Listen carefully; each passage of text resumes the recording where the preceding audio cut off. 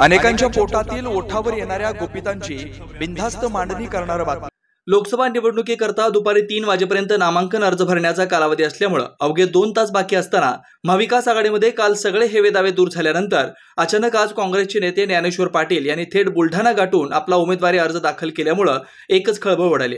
कारण आज उबाटा गटाच्या वतीने नरेंद्र खेडेकर हे आपला उमेदवारी अर्ज दाखल केला असताना आज पुन्हा महाविकास आघाडीमध्ये काँग्रेसकडून हा अर्ज आल्याने पक्षात अलबेल नसल्याचं दिसून येते।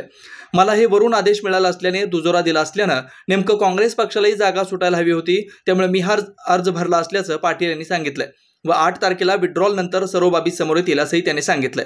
लोकसभा निवडणूक 2024 या लोकसभेच्या निवडणुकीकरता जो अर्ज दाखल केला आहे, सर्वसामान्य जनतेच्या गरजा, सर्वसामान्य जनतेच्या अडीअडचणी याची अतिशय जवळून अभ्यास झालेला आहे। त्याच्यामुळे या सर्वसामान्य जनतेच्या उपयोगी पडण्याचं एक चांगलं सेवा कार्य करण्याचा उद्देश आणि स्वतःची नीतिमत्ता, स्वतःचा स्वाभिमान कायम ठेवून या निवडणुकीमध्ये निवडणूक लढवायची असा आम्ही विचार करून आज आम्ही निवडणूक अर्ज भरलेला आहे। त्या अनुषंगाने आपल्या बुलढाणा जिल्ह्याकरता सर्वसामान्य जनतेशी संबंधित असणारे प्रश्न हे निकाली काढण्याच्या प्रामाणिक उद्देशाने मी माझी उमेदवारी दाखल केलेली आहे।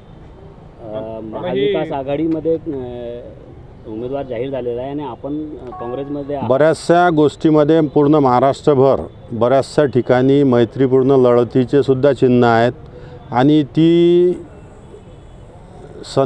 त्या संदर्भात दिनांक 8 एप्रिलपर्यंत सर्व निर्णय क्लिअर होतील, त्याच्यानंतर भूमिका स्पष्ट ठरेल। तुमचा अर्ज कायम राहील का?